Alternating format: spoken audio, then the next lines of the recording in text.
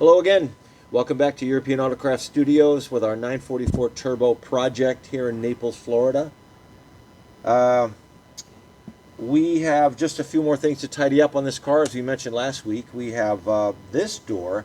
Now, we were just going to take it apart, but we did have a request to show a little more detail on what we're doing to take this apart. So we'll show you this door too. A couple things. One thing we missed was the air conditioning interior temperature sensor aspirator that draws air from the center of the dashboard like a little vacuum over a temperature sensor, so the climate control unit will have an accurate interior temp reading so it can adjust the climate control accordingly.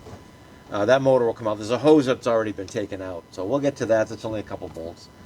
A couple little things over here, the door check wiring harness like last time. We have over here one of the rails we left in this door. We had already had it out of the other door. The felts, we're going to take this molding off on the outside again. We've got a couple clips, nothing special. So we'll get started. So we determined that yes, the wiring harness will go through this opening. So we're going to try that again over here. Now, as you can see, we have a mess of aftermarket speaker wires. So what we're going to do when we reassemble these, I'm going to remake these harnesses. There's really nothing wrong with them, but we're going to clean them up, and I'm going to add the speaker wires in here. That way there's nothing extra running around. Depending on, we'll talk to the audio shop, see what they need in there, but it shouldn't be too bad. So let's see what we can do. We have, as always, a mess of wires. You should see the new cars. Oh my gosh. Yeah.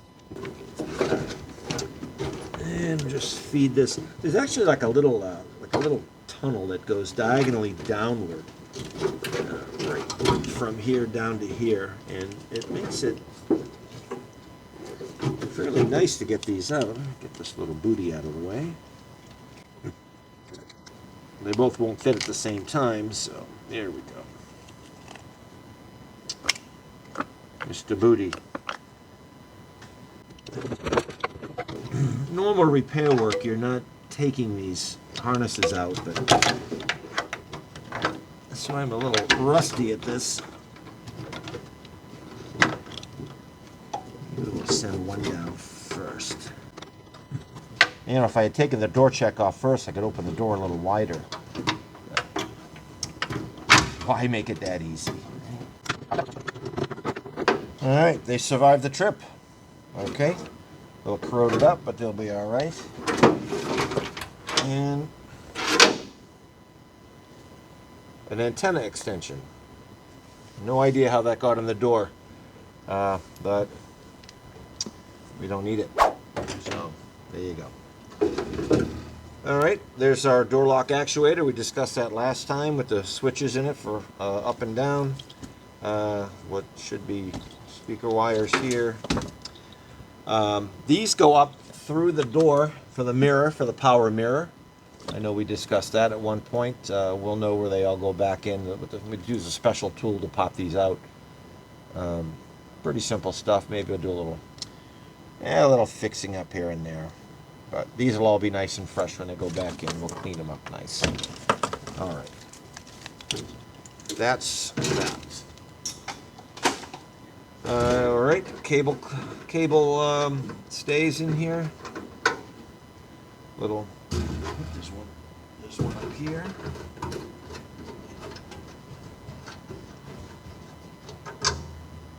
Nice little cable holders. Any more? Yeah, there's one here. Yes. Oh yeah, they're actually all around the bottom. It holds one of those barrel connectors. Don't know what part of the harness that's for yet, but I'll figure it out when it goes back together. Down here. Okay. I don't believe I took this many out of the other door, so there's probably more in there. So keep an eye on that if you're taking them apart. Yeah, there's a lot.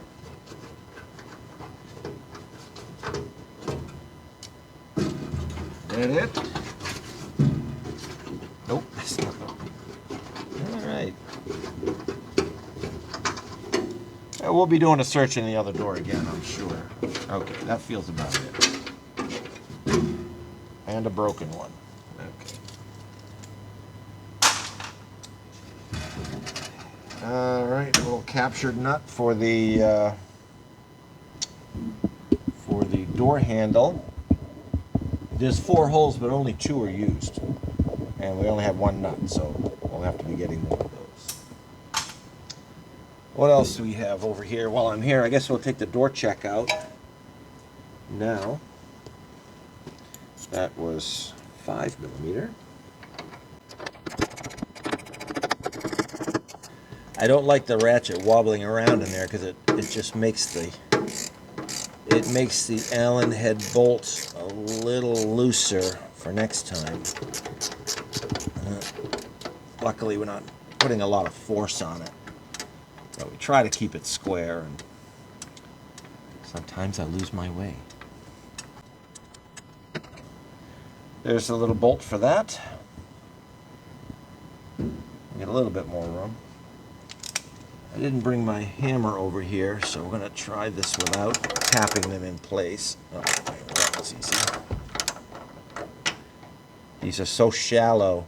I want to make sure you get all the dirt out if there's dirt in them, so they don't strip.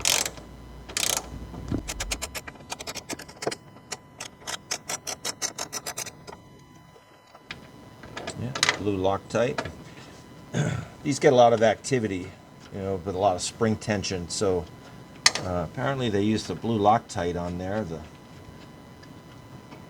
keep them from rocking themselves out. Nice little gasket on there. Okay, looks just like the one on the other side. All these will get replated too before we put it back together. Which I believe are also 5mm.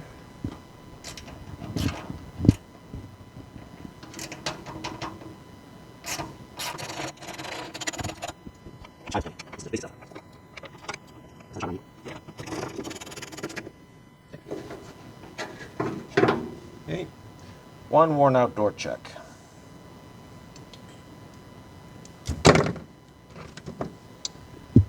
Pretty basic design.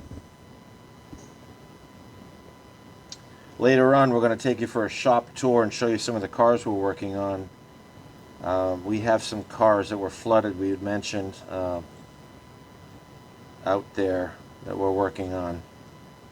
Fun stuff. Alright, what's next? We have a, I don't know if you can see this, felt. And these you don't have to buy right from Porsche if they're not available. They may be, but they sell this channel material. I forget some of the name of the company. See, it's peeling off on the inside. So we'll be replacing all the felts. I'm sure after we're done with this video, I'll remember. As we start putting this together, I'll start listing all our sources of where we're getting some of these aftermarket parts. Stuff like this. We're going to do everything we can with Porsche, but what's not available, we'll get aftermarket, some good quality stuff. What's next? Well, we got these little clips again over here, and these hold the inside, the outside felt to rubs up against the glass. These should come right off. They just have a little tab, maybe you can see that pushes down inside the slot. Pretty simple. These are kind of rusted, corroded. Let's give them a little bump right up from the bottom. Oh, we're missing one on the end here, but that's okay. That was loose. Easy peasy.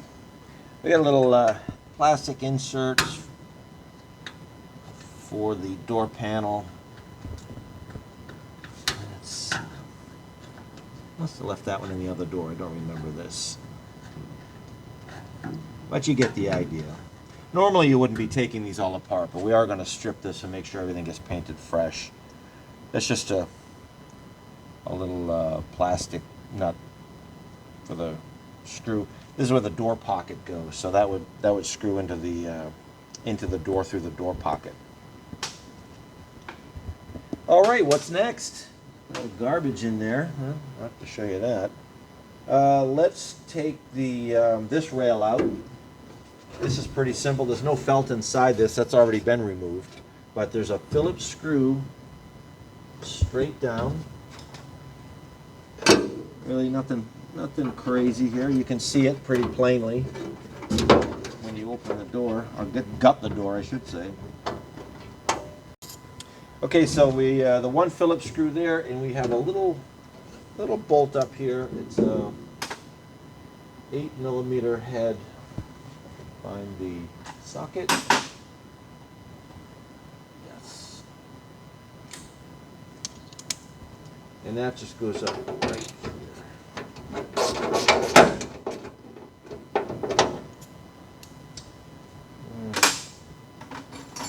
put an extension on that so a little more control.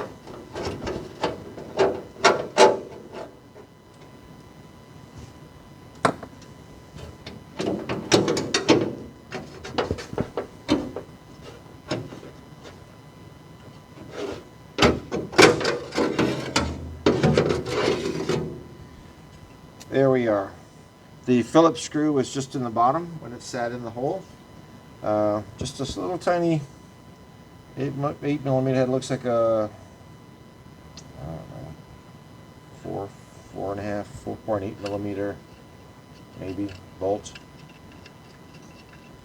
And that's it. There's a felt that goes inside of here, and that's what the window rides up and down on with this. Its counterpart over here on the left side or towards the front. Now you're going to have to come over here so I can show you the little tabs. We showed you on the other door, but if you want to get another look, on the outside, this molding on the bottom, it's pressed down, but it also has a tab so the end doesn't pop out. So we have to unfold that metal very carefully. It's aluminum and can break easily. So you want to bend it out just enough to get it through the hole so we can bend it over again when we put it back together. We have one there, and we have one on the top, and then there's a little U-shaped piece over here, more like a V shape, that you'll see when you come over here. Again, this is aluminum, and if you bend it up straight or bend it too far, the metal fatigues so quickly because it's so thin, we can break the little tab off. We don't want to do that, so we're going to try to be real careful with it. You can see the tab goes down inside this little hole. We're just going to lift that out. Just enough like that. That should be good enough to get it out. Yeah. See, that'll come right out. And we didn't have to bend it much. So that's good. In fact, you can see it on this edge, maybe. You see how it just came through. If I can get it. You can just see that there where it came through the hole without straightening it. You don't have to straighten it. So now we're going to pull it up all along the edge. Start here, I think.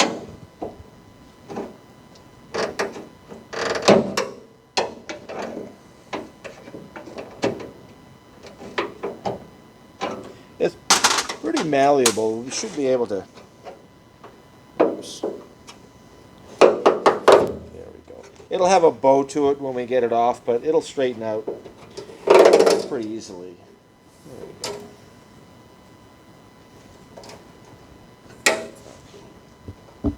And we have a filler piece, a little corner piece. That's not ready to come off yet. So we'll see that. But that's the molding. You can see it did bow a little bit. That's to be expected, but it's salvageable. We can reuse it. Now the top one. Let's see if I can find the tab here.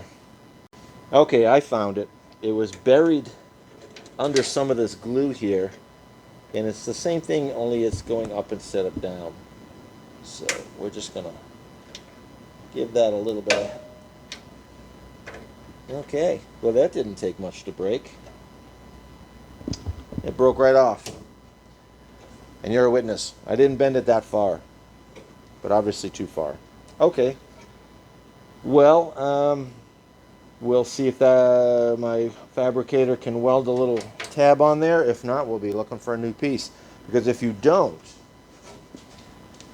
and this sticks out, this can easily be caught on a shirt or anything and bend this molding back. So that's something we're going to have to fix. But we're going to try to save the rest of it anyways. Even though we know we have to do some work too, we're going to try to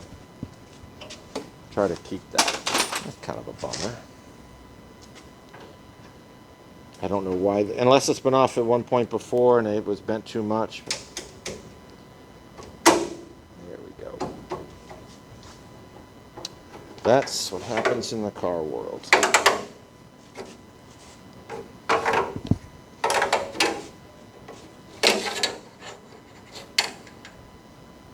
That's it, and there's our little corner piece. Just slides in. Little piece of sealer in there. And it's just a channel that will slide up inside the groove there. So this is held on by the two moldings. That's it. Let's look at our broken tab. See, it just that little shiny spot is where the tab was. I don't know if we can maybe epoxy something. I don't know. We'll see what works best, and we'll keep you informed when we go to put it back together what we had to do. All right. We'll sort all that later. What else do we have on the door? We got the door check. And everything else is off. This door's empty.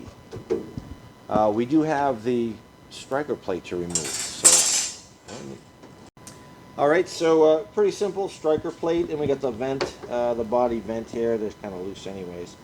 These have 3 bolts, and then there's a nut plate in the back here that allows us to adjust. So if your door is hanging a little bit, you can adjust this so it doesn't bang going in, but then your door is too low. But this is very adjustable. Gives you a lot of room.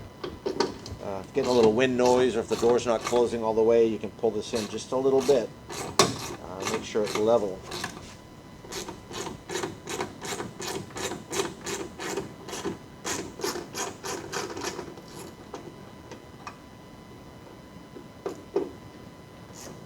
These are just 5mm Allen. See, there's a lot of range of motion here for adjustment. So we can get these doors to fit perfect. Yeah, and that'll just stay in there. Probably could go inside here and take it out, but there's no need. We'll just put little plugs in there when they paint it, so the threads don't get paint in them. But that's it, just 3 bolts. One long one with the striker point on it, and then the other 2. One other thing too is I've seen a lot of these cars painted where this molding is still on. And you get sort of a dry edge on the inside here. We don't like that. So this molding is also going to have to come off. There's 2 types. One has a screw in the back, and the early ones don't. This one does not have a screw in it. So technically we should be able to just give it a pop this way to take it off of the edge. So let's see if that works. Oh yeah.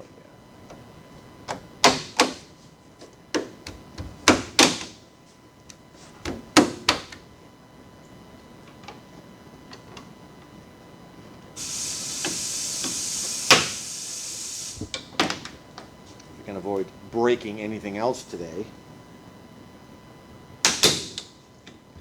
All right. So these can be painted separate. There's a little gasket that goes in here.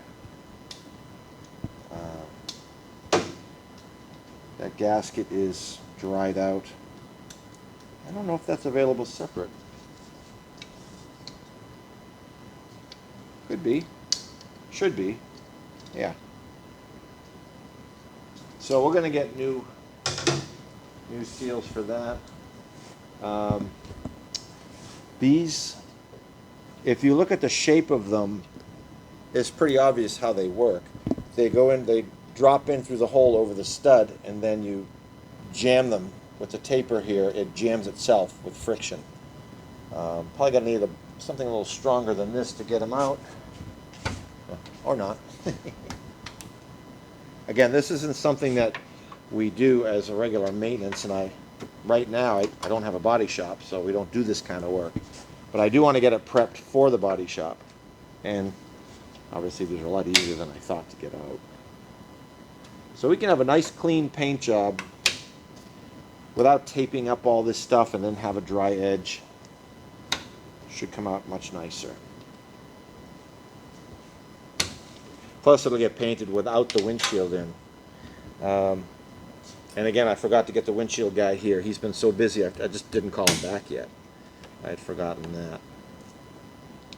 But these clips are still in good shape. Simple. These,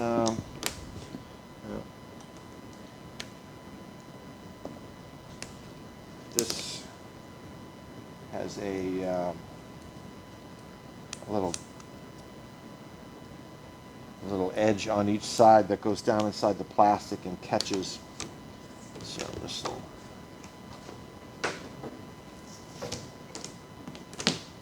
we'll get that from over there. Molding, we've got clips. Oh, and the vent. Come see the vent. There's a little tab on the top. You can put a screwdriver in there. I happen to have fingernails, so it comes right out. It's just this right on the top here. You can just get your finger on that, pull it down. Not too much because it'll break, just like our little tab over here. And that's it. All right, we're going to do the seatbelt reel next. Real simple. And then we've got the belt guide that keeps the belt nice and squared up with this here, where the reel comes out. Well, just so it comes out straight. So, all right. This is pretty simple. When they go back together, we'll find the correct torque for these. I don't think it's nothing too crazy there. So that's pretty simple. There's a pin and a bolt. That's it. And it looks like 2 Phillips screws here.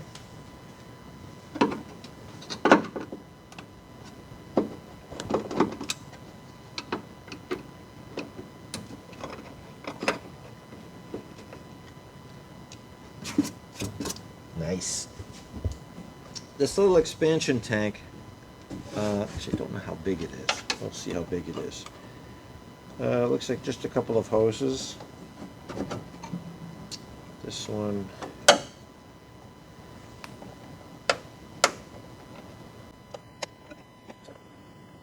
Again, this isn't something you would need to service unless somehow it cracked and you could smell fuel inside the car.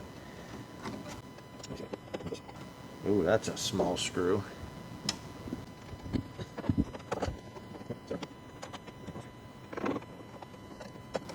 Problem when you pull a hose, it gets tight as you pull it. So we need to try to push the hose down.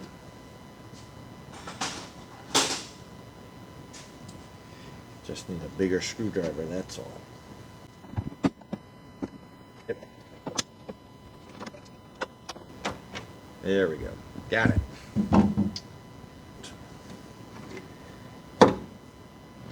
That's looks like a check ball. Probably a rollover valve of some kind. And a grommet.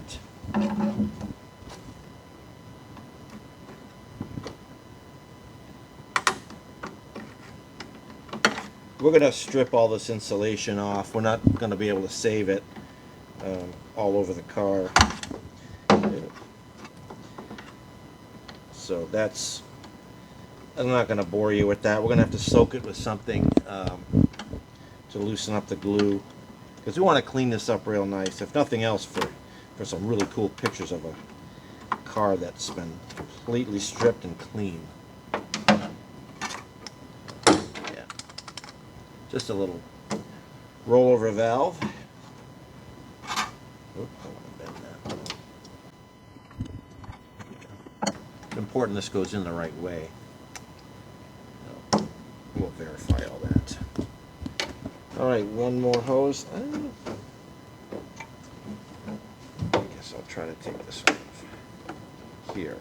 I was going to try to pull the hose up through it, but this might be better.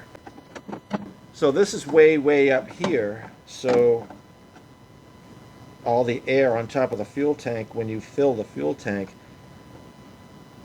if your fuel in the tank is nice and cool, and then you go and park the car in the sun, all that vapor has a place to expand to without bursting the tank. Not that that would happen, I don't know, but I think that's what that's for.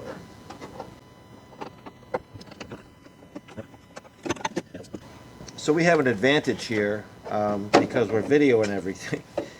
If you're not doing any video work, definitely take lots of pictures, because this could get a little confusing going back together with the hoses and valves. Now, will this come out?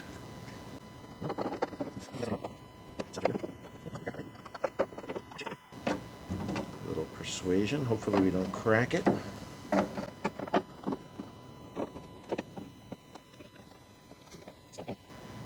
I can't see anything from the outside or up in the hole here. It's all blocked off. Ask myself, why am I taking this out?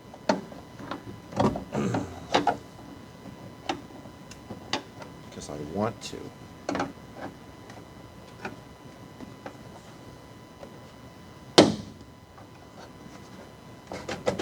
There we go.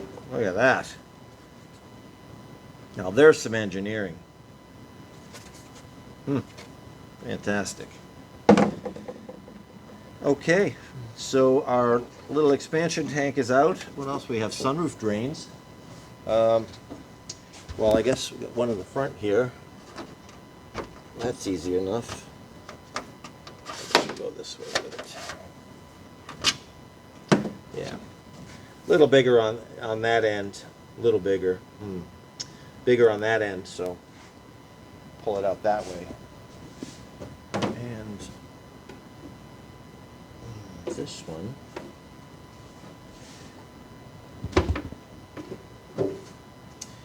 it's also something else. Let's see. Up there.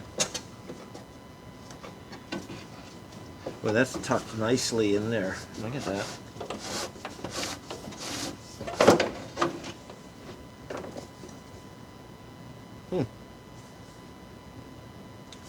Very interesting. Never had that out before.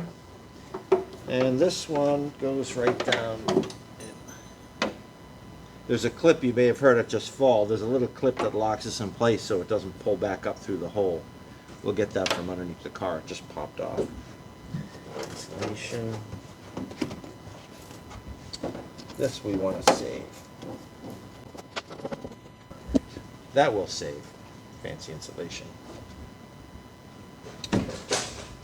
All right. Well, we're running out of time here. We want to still give you that shop tour. There's a lot of stuff going on here that might be interesting and some not so interesting. So we're going to get this car out again and undercover, and then we'll take you for a walk around and see what we're working on. So we'll be back in just a moment. Well, here we are outside of our shop. We're at the back. You don't get to see this very often, and actually neither do we. But we have some cars back here I want to show you. This one is a 1984 SL Mercedes. I got this through some trading and some deals I did. Finally got the title for it. This is a car we may do a modern Mercedes drivetrain in, and that'll be something that we'll do in a video if you guys are interested. But we'll post that when the time comes. Right now is not the time for this car. Decent interior. It runs good, but it's not worth a whole lot. But if we do something fun with it, it could be worth something. You never know. 2003 Range Rover. I'm going to build this car for my daughter. We're doing some custom work on it. She doesn't really know yet. She doesn't watch our videos anyway, so she won't even know. But as you can see, I took out the Land Rover symbol here and I pieced in another piece of a grille. So when it gets finished, it'll all be nice and smooth. Of course, it's got to repaint. We need a lot of work. A lot of work it needs still. I went through the engine already, but we got an issue. Nothing serious, but a lot more work to do. We're going to redo the interior. We're going to put a star ceiling in it. This will be something that we'll also do another video on.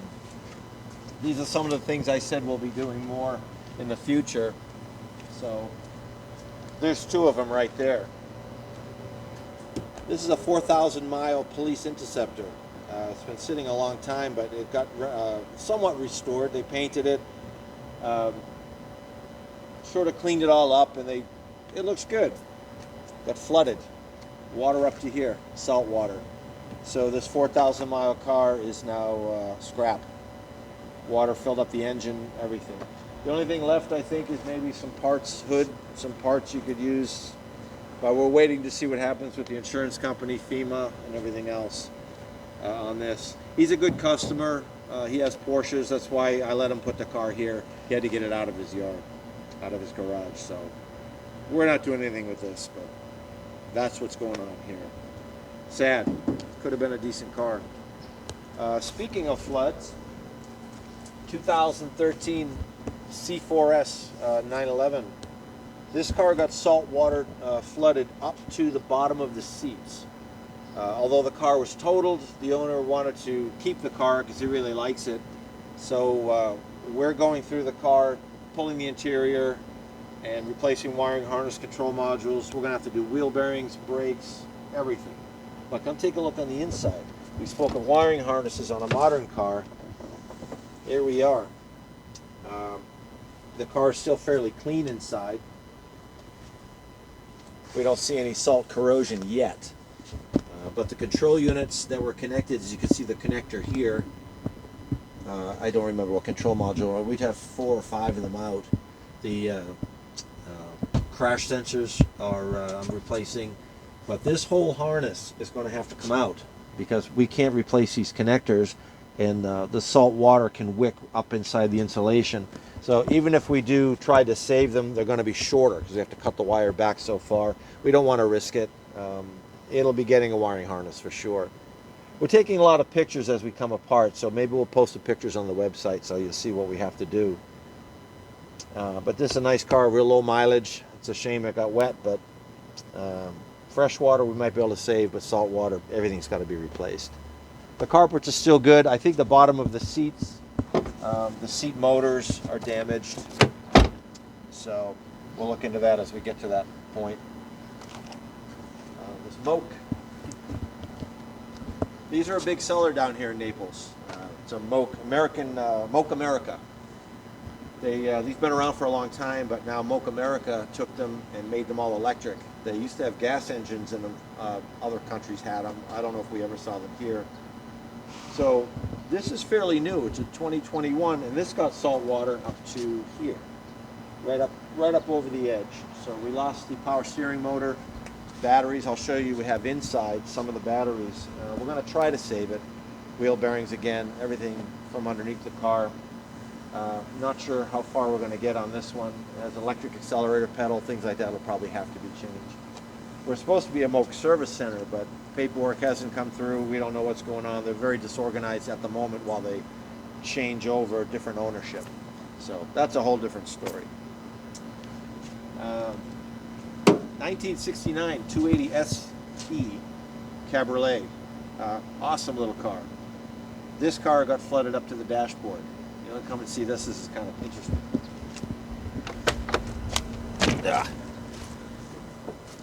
You can see the water line by the instruments.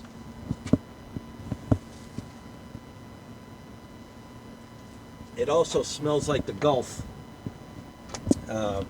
We're doing, again, I'm pulling the wiring harness, the engine transmission rebuild, the rear end will come out of it, the whole differential will get rebuilt.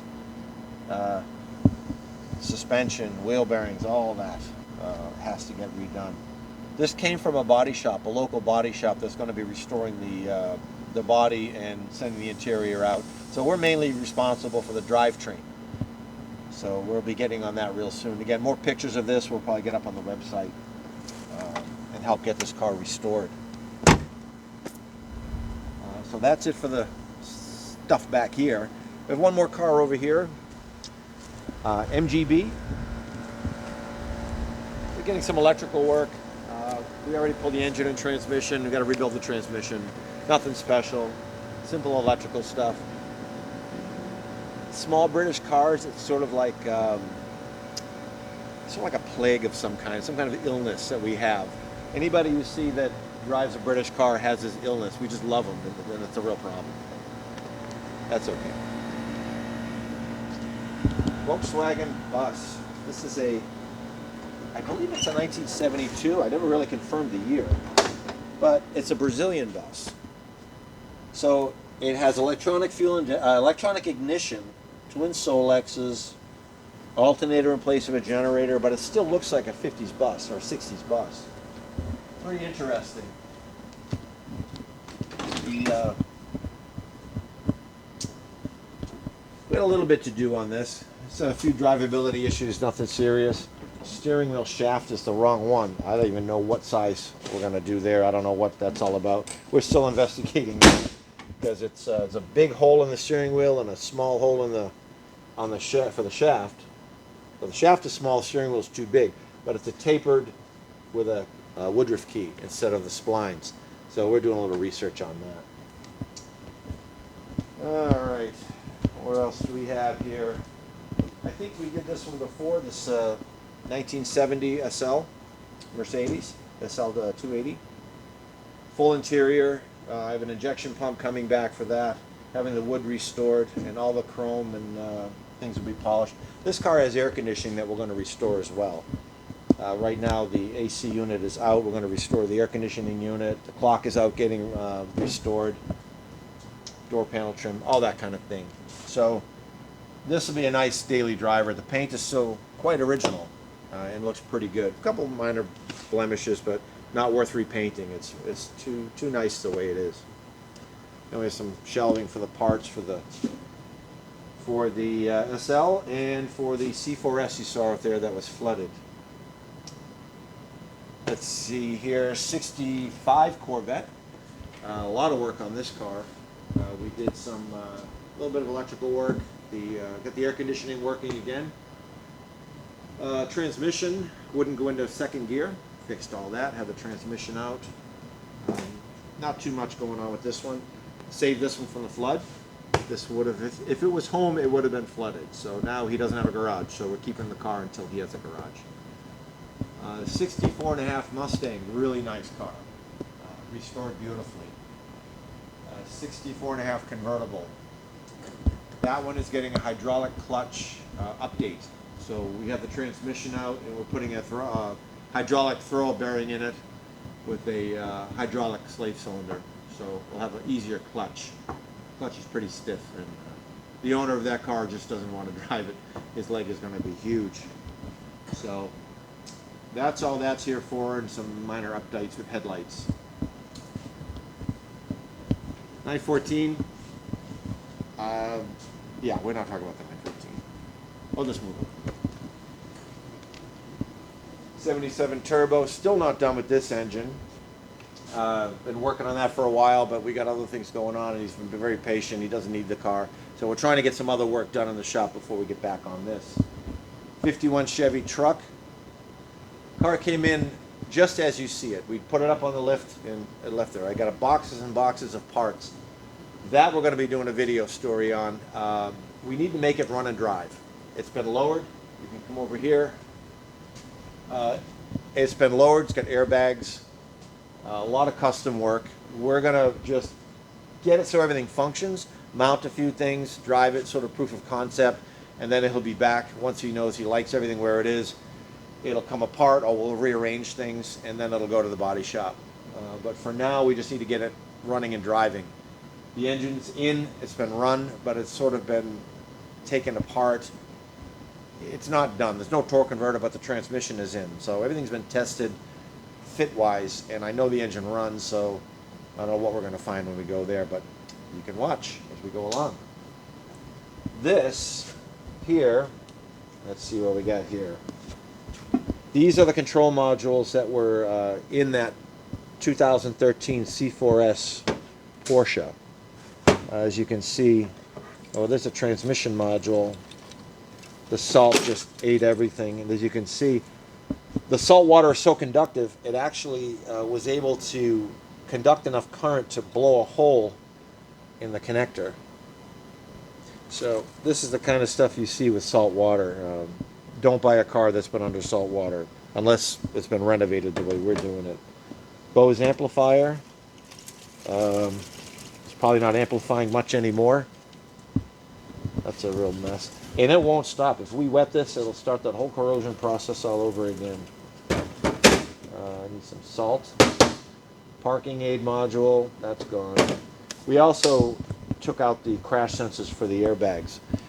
Those looked okay, but I'm not going to take a chance. They were kind of in that waterline area. No corrosion, but I'm just going to replace them anyways. Yeah, you may have seen these around in the cars. We use these little timers to see how long we have labor time in these cars. So certain cars we just keep it running while we're working on it and then stop it when we stop working on it. Kind of obvious, but it makes it a lot easier to do the billing and know how much time we have in each car. So that's pretty cool. Now they got them salt all over it. Storage bins we use for miscellaneous things. We have bolts, and usually they're labeled, but some of the stuff is so obvious we don't have to label it. We know where they go. What else do we have here? Engines everywhere. Our transmission top loader out of the Mustang, getting ready to go back, get the bell housing in and get the throwout bearing set up on this for the hydraulics. Parts from the 280, parts from the 914, which we're not talking about. Nothing on the 914, but those are the parts. The engine's up over there. I don't want to look at it. This engine here. Oh, we didn't show you the 911T, 1972. It's up front. That's the engine out of that car. It's getting the transmission rebuilt. Maybe a clutch. I haven't pulled it off yet, so I don't even know what it looks like. All the brakes are getting done. Some interior parts. We have a nice new dashboard to go in. See the dash going in. And the rear deck cover. Engine from the engine and transmission. Can't really see that. Maybe I can move this. Transmission for the MG has an overdrive unit on it. This is the transmission out of the 280 SE. Engine from the MG.